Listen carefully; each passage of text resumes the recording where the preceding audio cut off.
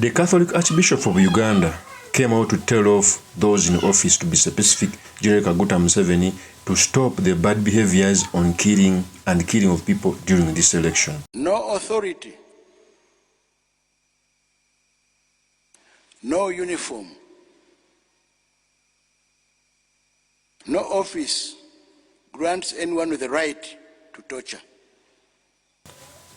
When you hear the Archbishop speak, it must not be taken for granted, because Catholic as a religion is the most influential religion in Uganda because of the population. But also leaders of any religion coming out to give their advice against what is going on, it points something which is very bad, because we are at a juncture where General MUSEVENI is 40 years and he still wants to hold power by any means necessary. So the purpose of this video, I've come to deliberate on what the Archbishop said during the Christmas sermon, what it means for our politics, and most importantly, the materials we can learn from the politics of our nation. But before I do this, I want to let you know, if you're new to this channel, please subscribe. And if you're watching this video from a different platform, please head on to YouTube, type in Sula Mawagali. There's a lot of content of this nature. If geopolitics and economics is what you want, this will be definitely the right channel for you to subscribe to.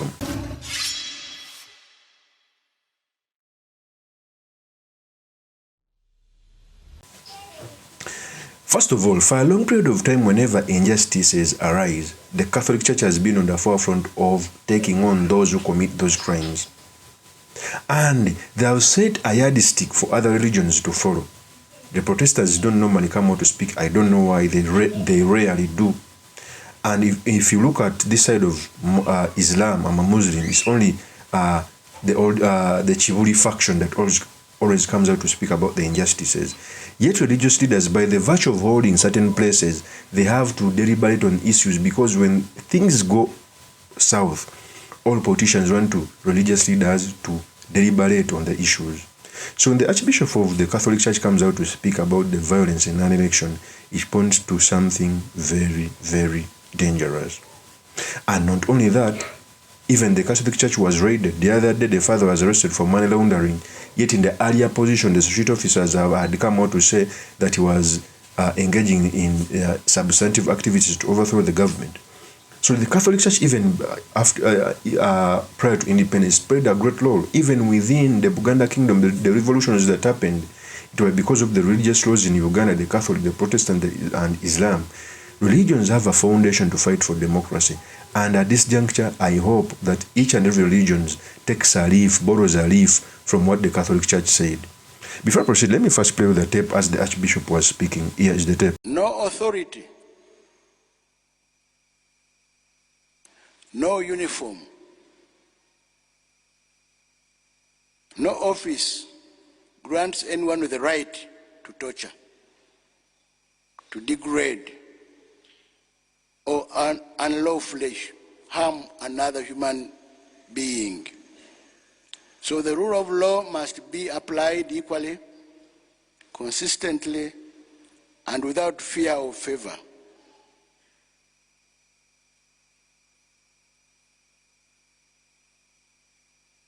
History reminds us that when the law becomes selective, nations drift toward fear and instability.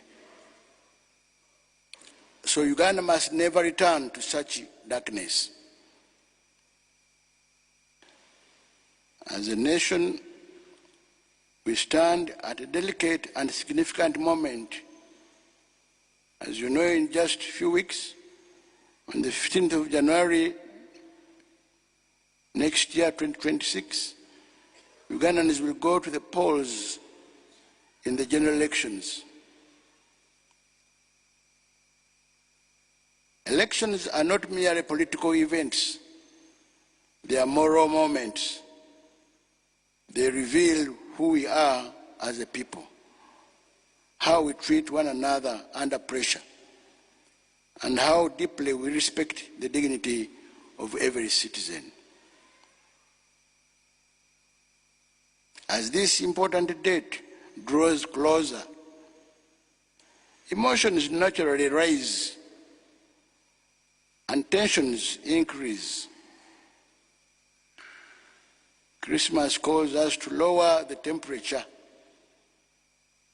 not to inflame it.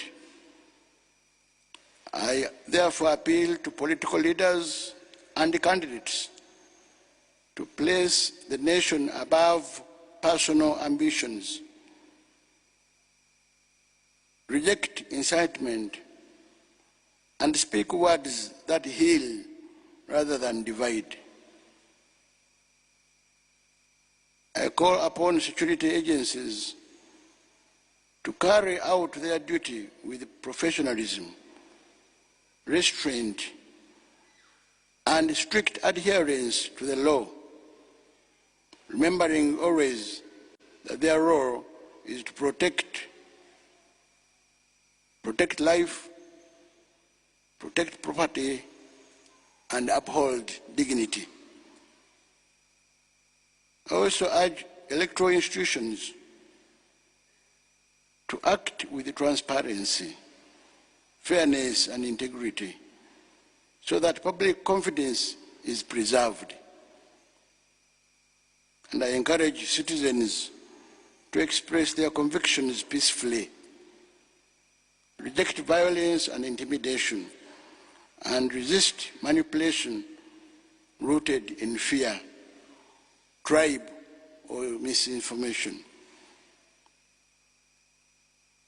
As you know, I may have a candidate, but as a religious and a church leader, we do not endorse political parties or candidates. But the church speaks clearly about values: peace, justice, truth, dialogue, and respect for human dignity. Uganda does not need enemies within.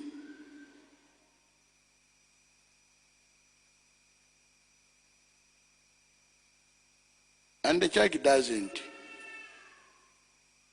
I'm very comfortable that we are sitting together comfortably, and we may have different opinions of how this nation can be guided or led. But we have come in the same church on the same day. We shall also receive from the same table, the same Jesus, the same Eucharist. That is the spirit with which Ugandans must live. Uganda needs calm hearts, responsible leadership, and a shared commitment to the common good.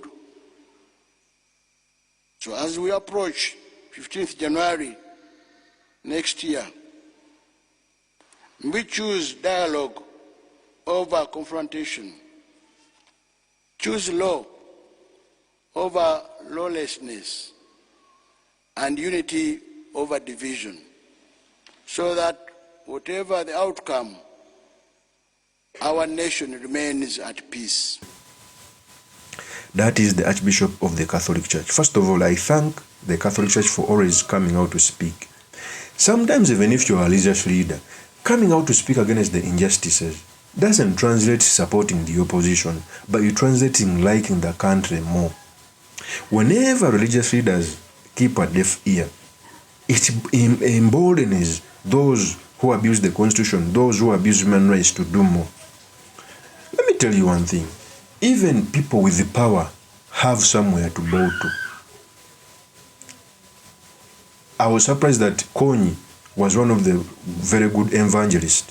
Bin Laden, it means that even if someone does very many bad things, at least he has a religion he subscribes to, he has a culture he subscribes to, he has somewhere to go. So if religious leaders learn to use their leverage to fight for democracy and constitutionalism, Uganda will be a better place. Uganda has never had a transition, a peaceful transfer. And all signs show that we are going to fail at that. It is incumbent upon everyone, including religious leaders, to buttress their authority so that we can have a good country. Of course, that's my opinion. Remain yours truly, Mr. Makindi. If you're new to this channel, please subscribe, like, and comment so that I can be motivated to do more of such videos. I'll see you on another one. Peace.